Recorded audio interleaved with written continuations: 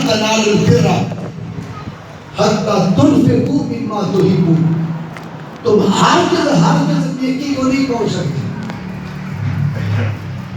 تم ہرگز نیکی کو نہیں پہنچ. لن تنالوا البر, تم نیکی کو پہنچ نہیں سکتے. کب تک نہیں پہنچ سکتے؟ کیوں؟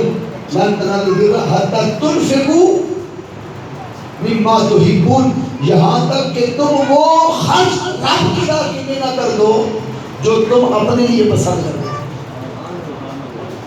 رب کی راہ میں بھی وہی دو جو اپنے لیے پسند کرتے. یہ نہیں کہ کسی کے گھر بھیجنی ہے تو کھجور ہلکے معیار کی بھیج دی جائے اور اپنے گھر کھانی ہے تو اعلیٰ قیمتی رکھی جائے, خود ڈبے والی اور دوسروں کے گھر چھوٹی خوش. یہ نہیں. تقویٰ یہ ہے, نیکی یہ ہے کہ جو اپنے لیے پسند کرو وہی دوسروں کے لیے پسند کرو. آپ خود تو شربت پینا چاہتے ہیں اور دوسرے کو سادہ گلاس پانی پینا. بس انہی چیزوں کا نام تقویٰ ہے. تقویٰ کوئی دیگوں میں نہیں پکتا, تقویٰ کوئی بازاروں سے نہیں ملتا. انہی چھوٹی چھوٹی نیکیوں کی تقسیم میں تقویٰ ہے, پرہیزگاری ہے, نیکی ہے. آپ جو اپنے لیے پسند کر رہے ہیں وہی اٹھا کر بھائی کو دے دیں, اسی پیسے دے دیں. یہ تقویٰ ہے, یہ نیکی ہے, یہ پرہیزگاری ہے. جب اتنی آپ بات فالو کر گئے تو بالکل چونکہ اس خوف خدا, اللہ کے خوف سے ڈر جانا, نکل جانا, اس کا نام تقویٰ ہے. تو نبی کریم صلی اللہ علیہ وآلہ وسلم نے ارشاد فرمایا کہ عزت جو ہے وہ مال سے ہے. عزت کس سے ہے بولیے؟ مال, جو اپنا شرافت ہے, شرافت مال سے ہے اور عزت تقویٰ سے ہے. شرافت مال سے, الکسب المال والعزت التقویٰ. تقویٰ جو ہے اس سے عزت نصیب ہوتی ہے, تقویٰ سے عزت. قرآن مجید میں اللہ نے فرمایا ان اکرمکم عند اللہ اتقاکم, بے شک تم میں سے اللہ کی نظر میں زیادہ معزز عزت والا وہ ہے جو تقویٰ میں زیادہ اونچا ہے, وہی معزز ہے. تو عزت اس کے گھر آتی ہے جو تقویٰ کی دولت حاصل کرتا ہے. اس کو عزت نہیں ملتی کہ جو اپنے لیے اور پسند کرے اور دوسروں کے لیے اور پسند کرے. عزت اللہ نے اسے عطا کی ہے کہ جو اپنے لیے پسند کرتا ہے وہی دوسروں کے لیے پسند کرتا ہے, اس کے لیے عزت ہے. یہ قرآن مجید کا فیصلہ ہے. اور خوف خدا کی کیفیت کیا ہے؟ کیفیت یہ ہے کہ پھر بندہ لوگوں کو دکھانے کے لیے نہ کرے, وہ اخلاص پیدا کرے کہ جس کے کام آئے اس سے متبادل, یعنی بدلہ لینے کے لیے کام نہ آئے کہ کل کو یہ مجھے بدلہ چکائے گا, کل کو میرے یہ کام آئے گا. بس اللہ کی رضا کے لیے کر کے اس کے حال پہ چھوڑ دیں. اجر بندے سے نہیں لینا, نیت ارادہ یہ ہو, خیال یہ ہو کہ میں نے اجر اللہ سے لینا. یہ کام اس خیال سے چھوڑ دیں, اس کے حال میں چھوڑ دیں. بابا فرید الدین گنج شکر رحمۃ اللہ علیہ اپنی کتاب میں لکھتے ہیں ایک نوجوان تھا, وہ محفل میں بیٹھا تھا, محفل ہو رہی تھی, اچانک اس پر خوف خدا کی کیفیت آ رہی ہو گئی. اللہ کے خوف سے اس کا دل بگڑ گیا, اتنا ڈرا اللہ کے خوف سے, اللہ کی پکڑ سے اتنا ڈرا کہ اس رونے کی کیفیت آ رہی ہو گئی. روتا رہا, اتنا سخت رویا کہ بابا فرید لکھتے ہیں کہ محفل ختم ہو گئی لیکن اس کا رونا ختم ہو لیے نہیں ہوا. وہ پھر بھی روتا رہا, وہ پھر بھی پگھلتا رہا. دو نوجوان اسے دونوں بازو سے پکڑ کے گھر لے گئے. وہ روتا ہی روتا ہے, گلیوں سے گزر رہا ہے تو رو رہا ہے, بازار سے گزر رہا ہے تو رو رہا ہے, گھر کے دروازے پہ آ رہا ہے تو رو رہا ہے. وہ اس کو حوصلہ دیتے ہیں, چپ کرواتے ہیں, وہ چپ نہیں کرتا, روتا ہی روتا ہے. اس کی ماں اپنے بیٹے کی آواز سن کے باہر آ گئی. ماں نے آ کے سینے سے چپٹایا, پیار کیا, چوما, کہا بیٹا کیوں روتے ہو, تمہیں کس بات نے رلا دیا؟ اس نے کہا ماں اندر تو چل بتاتا ہوں. جب اندر چلے گئے تو ماں نے کہا بیٹا چپ کر جا, جب تو روتا ہے تو میرا کلیجہ پھٹتا ہے, تو میرا بیٹا ہے, میں تیری ماں ہوں.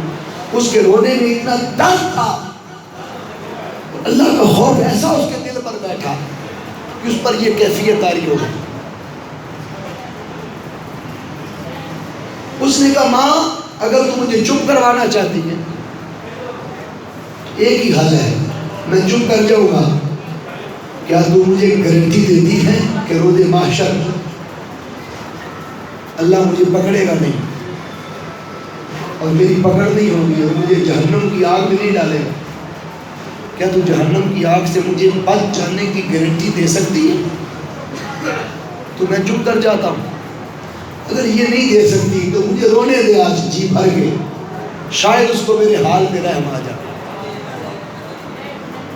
ماں نے کہا بیٹا یہ گارنٹی تو میرے اپنے پاس نہیں ہے, میرے اپنے لیے نہیں ہے کہ محروم نہیں میں پکڑی جاؤں, میں اس کی گرفت میں آ جاؤں, مجھے جہنم کی آگ میں ڈال دے.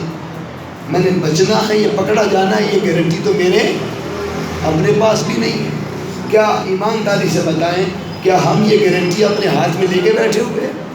بولیے کتنے لوگ ہیں جو ہمیں روزانہ گارنٹیاں دیتے ہیں, اس حد تک کہہ جاتے ہیں خالی کلمہ ہی ٹھیک, کلمہ پڑھ لے بس ٹھیک ہے, بخشش ہو جائے. بے شک ہونی ہے لیکن بالآخر ہونی.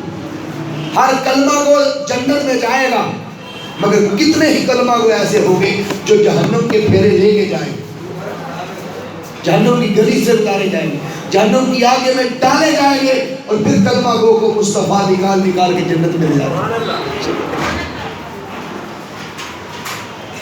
حساب و کتاب کے بعد, جزا و سزا کے بعد, پکڑ تکڑ کے بعد جائیں گے. حساب ہونا ہے ہر فرد کا. یہ اس کی کرم نوازی ہے کہ کبھی ماہ رمضان دے دیتا ہے کہ جو ماہ رمضان میں فوت ہو گیا بغیر حساب کے بخش دوں گا. یہ تو اس کی مہربانی ہے, یہ تو کرم کی باتیں ہیں, لیکن حساب کے لیے تیار رہنا ہے ہر فرد.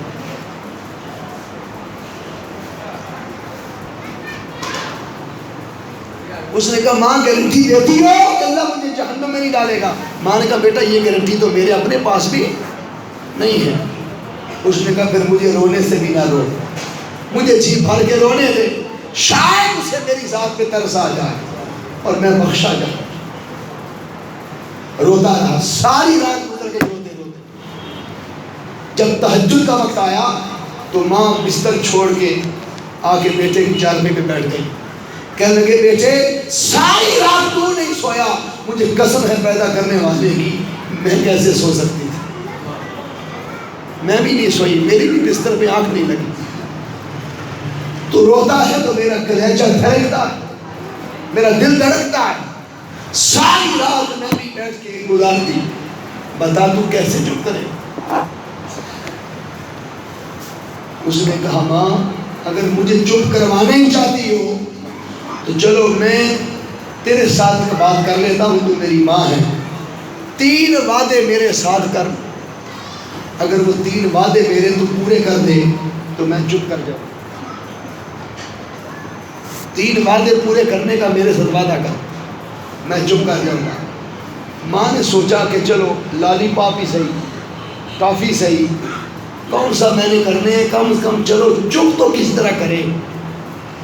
جیسے آپ کسی بچے کو چپ کرواتے ہیں نا کہ بھائی چپ کرتے تو فلانی شے دے آنا, بچہ چپ کر جائے تو چپ ہو گیا, اب شے بھی بھول گئے, کیا دینا تھا کیا نہیں دینا تھا ہم بھول گئے. وعدہ تو وعدہ ہے, چاہے بچے سے کر لیں, چاہے ٹافی کا ہو, وعدہ وعدہ ہے, اسے پورا کرنا. اب ماں نے کہا ٹھیک ہے بیٹا میں تیرے ساتھ وعدے کرتی ہوں, تو چپ کر جائے. بابا فرید الدین اسرار الاولیاء میں لکھتے ہیں, آپ فرماتے ہیں کہ بیٹے نے پہلا وعدہ لے لیا ماں سے. اس نے کہا ماں میرے ساتھ یہ وعدہ کر کہ جب میری روح نفس اسری سے پرواز کر جائے گی، جب میری جان نکل جائے، جب بھی نکل جائے، اگر تو زندہ ہوگی اس وقت تو میرے ساتھ وعدہ کر کہ تو ایک موٹا رسہ لے گی،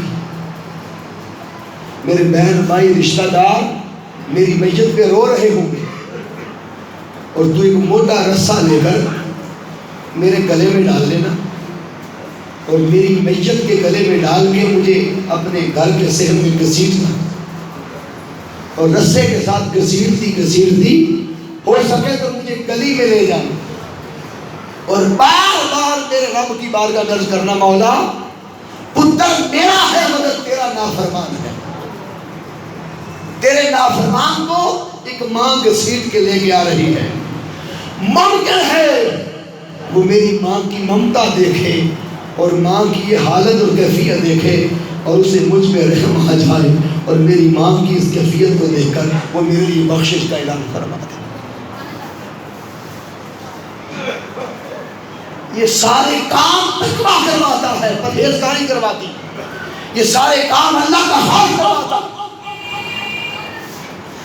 یہ کیفیت تقویٰ تھی، یہ معیار نیکی تھا، یہ اللہ کے قرب کا وہ تعلق تھا اس بندے کا اللہ کے ساتھ کہ وہ اللہ کے خوف سے اتنا پگھل گیا تھا کہ وہ کچھ بھی کروانے کو تیار تھا جو عام روٹین میں لوگ کرنے کو تیار نہیں ہوتے۔ تقویٰ وہ کچھ کروا دیتا ہے، اللہ کا خوف وہ کچھ کروا دیتا ہے۔ ماں نے سوچا چلو وعدہ کر لیتی ہوں، چپ تو کرے کسی طرح، یہ ساری رات چپ نہیں کرتا۔ دیکھو نا، 1 گھنٹہ اگر بچہ آپ کے سرانے رو لے، 1 گھنٹہ، تو آپ تو ہر شے دینے کو تیار ہو جائیں گے، بھئی آپ کسی طرح چپ کرو، جو مانگتے ہو دے کے دیتے تھے، اور جو ساری رات روتا رہا اور اونچی اونچی آواز سے روتا رہا۔ ماں نے وعدہ کر لیا، ٹھیک ہے بیٹا ایسا ہی کرو گی، تیرے گلے میں رسہ ڈال کے گھسیٹوں گی، بس میں چپ کر جائے۔ دوسرا وعدہ یہ لیا، بابا فرید کہتے ہیں کہ ماں سے دوسرا وعدہ یہ لیا کہ میری ماں جب میری وفات ہو جائے گی، جب میری وفات ہو جائے گی تو لوگ میری میت اٹھانا چاہیں گے، تو آپ دن کی روشنی میں میری میت نہ اٹھانے دینا، آپ رات کے اندھیرے میں میت اٹھانا، تاکہ میری میت گزر رہی ہو تو کوئی میرے خلاف گواہی نہ دے دے کہ بڑے نافرمان کا جنازہ جا رہا ہے، یہ رب کا بڑا نافرمان تھا، اس کی زندگی گناہوں میں گزر گئی، اس کی جوانی غفلت میں بیت گئی، اس کی جوانی خطاؤں میں گزر گئی، اور اس نے زندگی گناہوں پر بسر کر دی۔ میرے گناہوں کو یاد کر کر کے ہو سکتا ہے میرا کو واقف ہو اور کہے کہ بڑا خطا کار تھا جس کا جنازہ جا رہا۔ اگر اس نے میرے خلاف گواہی دے دی تو ممکن ہے وہ اس کی گواہی پر میرے لیے جہنم کا فیصلہ نہ کرے، اس لیے میں رات کے پردے میں چھپ کے گزر جاؤں۔ لوگوں، یہ وقت ہر کسی پہ آنا ہے، بولی آنا ہے کہ نہیں آنا، اور اتنا قریب ہے کہ جتنا قریب آپ کے سانس ہے، معلوم نہیں اندر گیا سانس باہر آئے یا نہ آئے، اور باہر آئی سانس اندر جائے یا نہ جائے۔ آگاہ اپنی موت سے کوئی بشار نہیں، سامان 100 برس کا پل کی خبر نہیں۔ سیٹھ جی کو فکر تھی، ایک ایک کے 10 کیجئے، موت آ پہنچی کہ حضرت جان واپس کیجئے۔ زندگی کا بھروسہ نہیں، کوئی بچپن میں جا رہا ہے، کوئی جوانی میں جا رہا ہے، کوئی بڑھاپے میں جا رہا ہے۔ یہ کتنے ہمارے سنگی بیلی ہمارے دائیں بائیں نہیں بیٹھتے تھے جو چلے گئے، اس مسجد میں ہمارے ساتھ نمازیں نہیں پڑھتے، چلے گئے، ہمارے ساتھ تراویح نہیں پڑھتے، بولیے چلے گئے، جانا ہم نے بھی ہے، نمبر لگ گیا، ٹکٹ کر چکے، اب معلوم نہیں پاری پہلے کس کی، رہنا کسی نے نہیں، یہ بات ہے۔ مگر آج ہمیں اپنی زندگیوں کا فیصلہ کرنے کی ضرورت ہے کہ زندگی کے دھارے کس طرح لے جانے ہیں، رخ کدھر موڑنا ہے، زندگی بدکاری میں بسر کرنی ہے یا نیکوکاری میں بسر کرنی ہے، بگڑ جانا ہے یا سبر جانا ہے۔ اپنی نسلوں کو راہ راست پہ لانا ہے یا ان کو برباد کرنا ہے؟ ان کو وقت دینا ہے یا نہیں دینا؟ ان کو سدھارنا ہے یا نہیں سدھارنا؟ ان کو سنوارنا ہے یا نہیں سنوارنا؟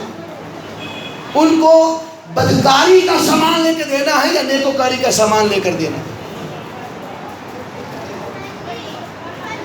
ان کو روڈ سڑک پر ون ویلنگ سکھانی ہے یا لیپ ٹاپ دے کے دینے ہیں لمبے لمبے، اور ان کو راتوں کو نیٹ پر گندگی دکھانی ہے، یا انگلی سے لگا کے مسجد میں لا کر قرآن پڑھانا ہے، قرآن خوانی کروانی ہے؟ انہیں اللہ کی یاد میں مست کرنا ہے۔ اس ماں سے پوچھو جس کے ساتھ پتر وعدے لے رہا تھا، جس پر کیفیت ہی تاری۔ ماں نے وعدہ کر لیا بیٹا رات کی تنہائی نہیں اٹھاؤں گی، اور تیسرا وعدہ یہ کر میری ماں کہ جب لوگ مجھے دفن کر کے چلے جائیں گے تو آپ جانے میں ذرا جلدی نہ کرنا، آپ اپنے قدم مبارک میرے سرہانے لگا کے کھڑی ہو جانا۔ لوگ چلے جائیں گے، ممکن ہے قبر میں عذاب دینے والے فرشتے آئیں، وہ مجھے عذاب دینا چاہیں، لیکن جب وہ میری ماں کی قدم دیکھیں گے تو ممکن ہے وہ مجھے عذاب نہ دیں، وہ مجھ پر رحم کھائیں، اور اللہ کہے کہ جس کے سرہانے ماں کھڑی ہے اس کے لیے جنت کے دروازے کھول دیں۔ وہ آپ کے قدم دیکھ کر میرے لیے بخشش کا اعلان کر دے اور مجھے چھوڑ دے اور مجھے معاف کر دے۔ اب یہ تینوں وعدے جو اندر کروا رہا تھا وہ تقویٰ تھا۔ آپ سوچتے ہوں گے کہ شاید واقعی گناہ گار تھا، کوئی ایسا تھا؟ بس تین وعدے جب ہو گئے، ادھر وعدے ماں کے ساتھ مکمل ہوئے، ادھر اس کی جان اڑی، روح کفن سے اسی سے پرواز کر گئی۔ تہجد کے وقت اس جوان کی جان نکل گئی، جو ہی جان نکلی بہن بھائی رشتہ دار عزیز و اقارب پاس بیٹھ کے رو رہے ہیں، لیکن ماں اپنے پتر سے کیا گیا وعدہ پورا کرنے کے لیے لوگوں کے گھروں میں جا رہی ہے، گلیاں پھر رہی ہے، بازار پھر رہی ہے، بھاگ رہی ہے، لوگوں سے پوچھ رہی ہے کسی کے گھر کوئی موٹا رسا ہے؟ کوئی موٹا رسا ہے؟ کسی نے پوچھا ماں یہ رسا کیا کرنا ہے؟ تیرا پتر فوت ہو گیا، تو رسے ڈھونڈ رہی ہے۔ اس نے کہا بس اسی پتر سے کیا گیا وعدہ پورا کرنا ہے، اس کے گلے میں ڈال کے گھسیٹنا ہے۔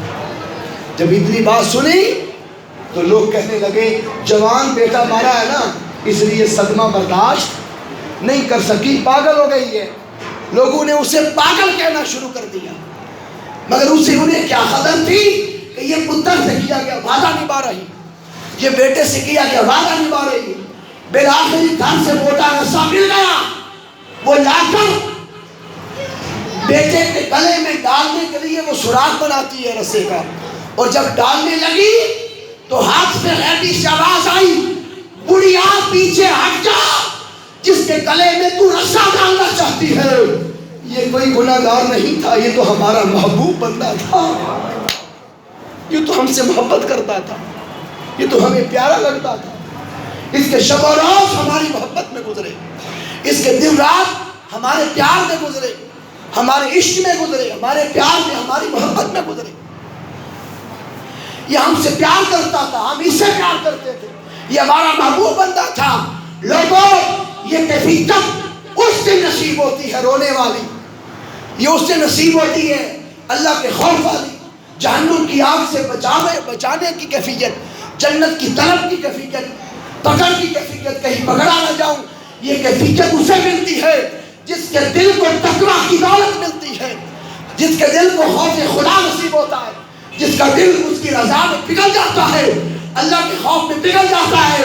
کیا ہماری زندگی میں کبھی وہ لمحہ آئے گا کہ کبھی ہم بھی اللہ کے خوف میں اسی طرح رویا کریں گے اور ہماری آنکھیں برسیں گی اور ہمارے دل اس کی یاد میں دھڑکیں گے اور ہماری جوانیاں اسی کے خوف سے پگھلیں گی، اور کبھی وہ ہمیں یاد آئے گا اور ہماری کیفیت بنے گی اور ہمیں پکڑ یاد آئے گی کہ اگر میں پکڑا گیا تو میرا کیا حال ہوگا۔ یہ کیفیت اسے نصیب ہوتی ہے جسے تقویٰ کی دولت ملتی ہے۔ یہ قرآن پاک کے 18 معنی ہیں تقویٰ کے، بولیے کتنے؟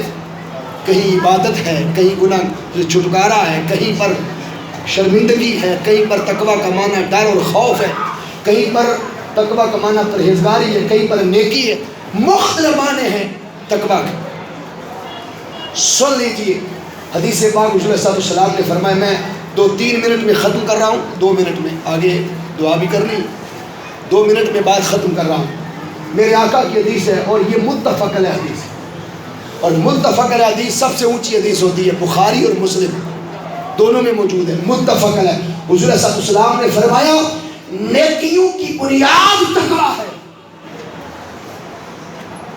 حضور نے فرمایا نیکیوں کی بنیاد تقویٰ ہے۔ ذرا اونچا بول دیں، نیکیوں کی بنیاد کیا ہے؟ بولو، تقویٰ ہے۔ نیکیوں کی بنیاد تقویٰ ہے، یہ آقا کی حدیث ہے، متفق علیہ۔ پتہ چلا کہ اللہ کے ہاں اور اس کے محبوب کے ہاں نیکی وہ کون ہوگی جو تقویٰ کے بنیاد پر ہوگی، جس کی بنیاد تقویٰ پر ہوگی۔ وہ نیکی قائم نہیں رہ سکتی جس کے پیچھے تقویٰ نہ ہو، اس میں استقامت نہیں رہ سکتی۔ ایک دن تراویح پڑھے گا، اگلے دن نہیں پڑھے گا، ایک دن روزہ رکھے گا، اگلے دن چھوڑ دے گا۔ یہ استقامت تقویٰ سے ملتی ہے جو تسلسل ملتا ہے۔ نیکی قائم تقویٰ کی بنیاد پر رہتی ہے۔ یہ ایک حدیث ہے، میں نے آپ کو عرض کر دی، اگلا قرآن کا فرمان سن لیں۔ حدیث کہتی ہے کہ نیکیوں کی بنیاد تقویٰ پر ہے، اور قرآن کہتا ہے کہ تقویٰ کی بنیاد مصطفیٰ کے ادب پر ہے۔ ہاں جی، میری آخری بات ہے، توجہ سے سنی۔ ابھی تقریباً 5 منٹ ہے افطاری میں 2 منٹ میں انشاءاللہ گفتگو ختم کروں، اور آخری 3 منٹ جو ہے وہ انشاءاللہ ہم دعا کریں۔ نیکیوں کی بنیاد تقویٰ پر ہے، اور تقویٰ کی بنیاد مصطفیٰ کے ادب پر ہے صلی اللہ علیہ وسلم۔ اب قرآن مجید سورۃ الحجرات کی آیت نمبر 3۔ اب آپ سوچتے ہوں گے کہ کتنے لوگ ہیں جو نمازیں، روزے، حج، تہجد پڑھتے رہے، ساری زندگی کرتے رہے، لیکن پھر بھی جہنم میں جائیں گے۔ کتنے لوگ ہیں جن کے پہاڑ جیسے اعمال ہوں گے مگر پھر بھی جہنم میں جائیں گے۔ وجہ کیا ہے؟ وجہ یہ ہے کہ نیکیوں کی بنیاد تقویٰ تھی، اور تقویٰ کی بنیاد ادب مصطفیٰ تھا۔ وہ ساری زندگی جسے تقویٰ سمجھتے رہے، وہ تقویٰ نہیں تھا، نیکیاں کرتے رہے، اعمال کے ڈھیر لگاتے رہے۔ اصل میں تقویٰ کا تحفظ مصطفیٰ کا ادب تھا جو ان کے اعمال میں نہیں تھا۔ آیت نمبر 3 سورۃ الحجرات، اللہ نے فرمایا ان الذین یغضون اصواتهم عند رسول اللہ اولئک الذین امتحن اللہ قلوبهم للتقویٰ۔ بے شک وہ لوگ جو محبوب نبی کی آواز سے اپنی آواز کو پست کر لیتے ہیں، اللہ انہی کے دلوں کو تقویٰ کے لیے چنتا ہے۔ تقویٰ انہی کے دلوں کو نصیب ہوتا ہے جن کو نبی کا ادب نصیب ہوتا ہے۔ تھوڑا آگے ہو جائے اور صاحب بندی کر لیں، آمنے سامنے ہو جائے۔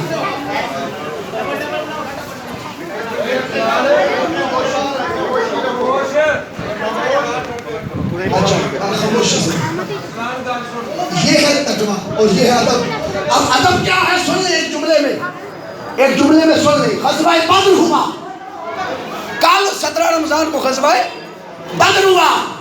غزوہ بدر 313 مسلمان تھے، 1000 کافر تھے، لیکن جب جنگ کے لیے صحابہ جا رہے ہیں، چونکہ پہلا معرکہ تھا اسلام کا اور پہلی بار اس وقت روزے فرض ہوئے تھے، 2 سنہ ہجری میں روزے کی حالت تھی۔ صحابہ حضور کی بارگاہ میں عرض کرتے تھے آقا کیا آسمانوں سے ہمارے لیے مدد آئے گی؟ تاجدار کائنات نے سر سجدے میں رکھ دیا، اللہ نے وعدہ کر لیا مصطفیٰ فرشتوں کی صورت میں آپ کی مدد فرمائی جائے گی۔ 1000 2000 5000 فرشتوں، بھائی ہیلو خاموشی سے رکھتے تھے، کوئی بندہ نہ بولو، کلام نہیں کرنا۔ فرشتے آ گئے، جنگ لڑی گئی، جنگ جیتی گئی۔ بولیے جنگ، اور جنگ جتوانے آئے تھے نا، جنگ جیتی گئی۔ جب جنگ جیتی گئی، میرے آقا صلی اللہ علیہ وسلم صحابہ کو سائڈ پہ لے جا کے نماز شروع کر دی۔ جب نماز شروع ہو گئی، جبرائیل امین فرشتوں کی قیادت کر رہے تھے، انہوں نے کہا جنگ تو جیتی گئی، حضور نماز پڑھ رہے ہیں، ہم واپس چلے جاتے ہیں، ہمارا کام ہو گیا۔ وہ واپس چلے گئے، آسمان پر گئے، اللہ نے فرشتوں سے کہا آسمان کے دروازے بند رکھو۔ وہ جبریل جو روز گزرتا تھا آج اس کو آسمانی کائنات میں داخل ہونے کی اجازت نہیں. فرمایا فرشتوں واپس جاؤ، اس لیے کہ جنگ جیتنا مقصد نہیں تھا تو محمد کی اجازت کے بغیر کیوں واپس آ گئے؟ صلی اللہ علیہ وسلم حضور سے اجازت لے کر واپس آئے. جبرائیل امین حضور کے سامنے کھڑے ہو کے مسکراتے ہیں اور آقا بھی مسکراتے ہیں. اس کا مسکرانا جبریل کا یہ تھا کہ حضور آپ کے بغیر اجازت نہیں ملی، اور حضور اس لیے مسکرائے. جبریل سمجھ آ گئی نا کہ نبی کے بغیر کسی کا کام نہیں بننا. اگر فرشتوں کو جو ہر وقت تسبیح کرنے والے ہیں انہیں حضور کے ادب کے بغیر وہاں پر رسائی حاصل نہیں، اللہ کی عزت کی قسم گناہگار کو مصطفیٰ کے توسل و تصدق کے بغیر کیسے رسائی حاصل ہو سکتی ہے؟ اس لیے اپنے تقویٰ کی حفاظت نبی کے ادب کے ساتھ کریں. اللہ سن کر سمجھ کر ہمیں عمل کی توفیق عطا فرمائے. ایک مرتبہ سورہ فاتحہ 3 بار کل شریف پڑھ کے تمام لوگ اپنے بڑوں کو یہ جس کے وفات پانے کی روح میں سارے شاہ اللہم صلی اللہ علیہ وسلم.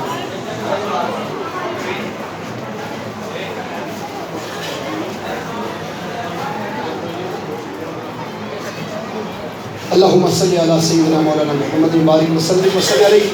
ربنا آتنا فی الدنیا حسنۃ وفی الآخرۃ حسنۃ وقنا عذاب النار. ربنا سمعنا غفرانک ربنا والیک المصیر وتب علینا انک انت التواب الرحیم. پروردگار ہم تیرے گناہگار بندے خطا کار بندے اپنی خطاؤں کا اعتراف کرتے ہیں، مگر یہ بھی تو دیکھ آدھے سے زیادہ روزے گزر گئے ہیں اور ابھی تک ہم تقویٰ سے محروم ہیں. میرے مولا تیرا یہ مغفرت کا عشرہ جا رہا ہے، اس عشرہ مغفرت کے صدقے مولا ہماری بخشش فرما دے، ہماری مغفرت فرما دے، ہمارے گناہوں سے درگزر فرما. جوانیاں غفلت میں بیت گئی، معلوم نہیں ہماری زندگی کتنی ہے. میرے مولا قبل اس کے کہ ہمارا موت کا وقت آ جائے تو ہمیں معاف فرما دے، تو ہمیں بخش دے، ہمارے حال پہ رحم فرما، ہم پہ کرم فرما. تجھے تیرے محبوب نبی کا واسطہ ہماری بخش فرما، ہماری مغفرت فرما، ہمارے احوال کو بہتر فرما، آقا کی امت کی خیر فرما. میرے مولا طارق امین صاحب ان کے تمام اہل خانہ جن دوستوں نے اس کا انتظام اور اہتمام کیا، اس کا اجر و ثواب ان کے بڑوں کو پیش کرتے ہیں قبول فرما، ان کی بخش فرما، ان کی مغفرت فرما. 100 یاسین وہ تقسیم کر رہے ہیں میرے مولا، وہ بھی ان کے ہاتھ میں قبول فرما، اس کا اجر عظیم عطا کر. یہ افطاری کا جتنا بندوبست نے میرے مولا انہیں کروایا ہے، اس کا تو ان کو اجر اور صلہ عطا فرما، ایک دانے کا اجر نصیب فرما، اور سب کو یہ غصے قلبی عطا فرما، سب کو ایمان کی حالت میں موت نصیب فرما. آقا کی امت کے بیماروں کو شفا عطا کر، مغروضوں کو قرض سے نجات عطا کر. میرے مولا قیدیوں میں رہائی عطا کر، جو مظلوم ہیں انہیں فتح یابی عطا کر، ظالموں کا خاتمہ کر، دہشت گردوں کا خاتمہ فرما. اللہم انی لک صمت وبک آمنت وعلیک توکلت وعلی رزقک افطرت وننزل من القرآن ما هو شفاء ورحمة للمؤمنین. صلی اللہ تعالی علی رسولہ خیر خلقہ محمد صلی اللہ علیہ وسلم.